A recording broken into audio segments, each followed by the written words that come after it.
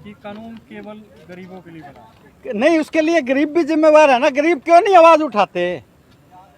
अगर पैसे वाला यहाँ लेके पहुंच जाए तो ये घुंघरू भी डाल लेते हैं, नाच लेते हैं, लेकिन एक आम आदमी सबूतों के आधार पर शिकायत देता है तो कभी कार्रवाई नहीं करते।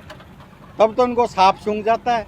लेकिन अमीर आती है, अच्छा बाबूजी बताओ कैसे नाचना है, जितनी बड़ी कीमत उतना बढ़िया नाच, चाहे भरतनाट्यम करा लो, आज कौन से नाच करा लो। जो पुरानी फिल्में देखते हैं उनको ज़्यादा पता है भी किस किसी प्रकार के नाच नचाते हैं पैसे के हिसाब से।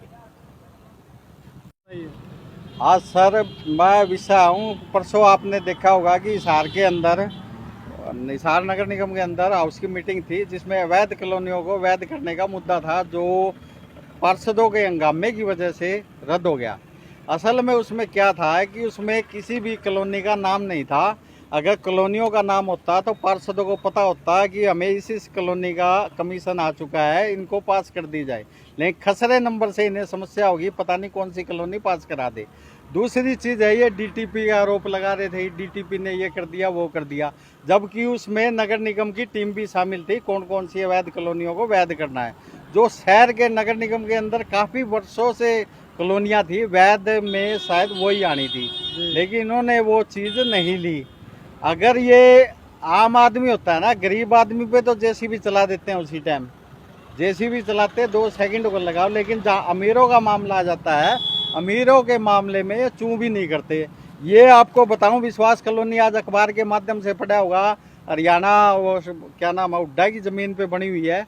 और इसका 8/1/2021 को ये रहा लेटर, देख लो आप। स्टेट अफसर ने नगर निगम आयुक्त के नाम लेटर लिखा था कि यहाँ पे अवैध बिल्डिंग बनी हुई है और इसको गिराया जाए, मतलब निर्माण हो रहा है उसको रोका जाए। लेकिन उसके बाद आज 2.5 साल 3 साल वो 1.5 साल से ऊपर हो गया, इन्होंने लेस मात्र तक कार्रवाई नहीं की, मतलब इस पत्थर को डस्टबिन में डाल दिया। ये मैंने आरटीआई के द्वारा पूछा था।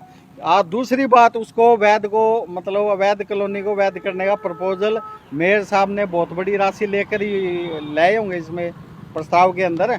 बस जिसका माल आ गया उसका नाम डाल दिया, जिसका नाम नहीं आया, जैसे ये भगत सिंह नगर पता नहीं जिस पे रोड़ा काफ़ी मचा था, उसका नाम कहीं भी नहीं था। तो सीधी सी बात है, जहाँ जहाँ पार्षदों की हिस्सेदारी थी या कमीशन मिल चुका था उनका नाम डाला गया। और दूसरी बात, जिन डीटीपी पे आरोप लगाया गया है, डीटीपी ने आज तक नगर निगम के एरिए में कभी भी ना तो कोई कार्रवाई की, ना कभी नोटिस दिया। उसकी पूरी जिम्मेवारी नगर निगम के अधिकारियों की है। हमारे नगर निगम के अधिकारी पैसे वालों को अहमियत देते हैं। जैसे पुरानी फिल्में नहीं होया करती, आप ऊपर बाजारों औरतें होती थी, वो पैसे फेंकते थे, नाचती थी, वही हाल हमारे नगर निगम के अधिकारियों का है। जितना मोटा पैसा ले जाएगा उतनी तेजी से नाच होगा इनका, घुंघरू भी बंधेंगे, घाघरे भी पहनेंगे, ये हालात है। लेकिन नियम कायदों का कोई मायना नहीं है। अगर गरीब आदमी कहीं बना ले तो उसी टाइम जेसीबी पहुंच जाएगी, लेकिन अगर किसी अमीर जो इनको पैसे दे चुका हो उस पर कभी कार्रवाई नहीं होगी। इसका जीता जागता सबूत है आपके पास।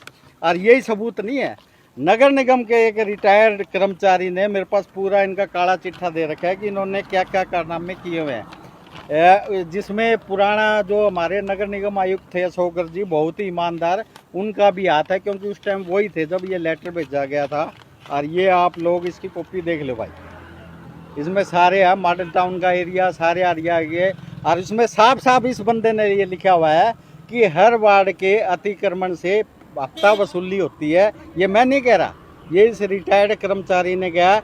मैं तो बार बार ये कहता हूँ कि जहाँ जहाँ अतिक्रमण है वहाँ मंथली का हिसाब किताब है, चाहे वो मेयर लेता हो, चाहे विधायक लेता हो, या इनके गुर्गे लेते हो।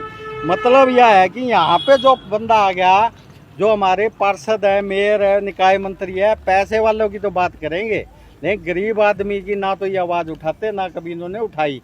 आप एक बात बताइए, प्रॉपर्टी टैक्स का जो सर्वे हुआ था वो 2018 में हुआ था, जो टेंडर हुआ था, लेकिन इन पार्षदों को पता ही नहीं था। और जब ये बाद में आए तो ये उस टाइम जो नगर निगम आयुक्त थे कैंप लगाने लग गए जगह जगह कि हम इसको ठीक करेंगे, हम इसको ठीक करेंगे, क्योंकि माल मिल गया होगा। फिर उन्होंने और माल मांगा होगा तो उन्होंने बंद कर दिया। फिर बोला यासी कंपनी चोर है। ये तो हमारे पार्षदों के हालात है। इसी तरह अब ये जो अवैध कॉलोनी कर रहे हैं, ये बिल्डिंग ब्रांच के अधिकारियों का काम था कि भाई कहाँ कहाँ इन्होंने वो देखना था, लेकिन इन्होंने नहीं देखा। डीटीपी आरोप लगा दिया कि वो कॉलोनी ले आए। वो क्यों ले आए भाई? तुम्हारा बिल्डिंग ब्रांच आड़े के रहे थे, क्योंकि जहाँ जहाँ पैसा आया उसी कॉलोनी का नाम लिया गया। और रही बात विकास नगर की, विकास नगर जो था वो एक रिहायशी कॉलोनी थी, उसको पूरा कमर्शियल में तब्दील कर दिया, तो वो अप्रूव्ड होगी तो होगी कैसे। अब ये हालात है नगर निगम के अधिकारियों, कई अनअप्रूव्ड कॉलोनी में सड़कें भी इन्होंने बना रखी है। चाहे प्रूफ लेना है आज़ाद नगर साइड में चल जाइयो, और जो अप्रूव्ड कॉलोनी है या पुरानी कॉलोनी है उसमें तो शायद खड्डे भरे जाएं।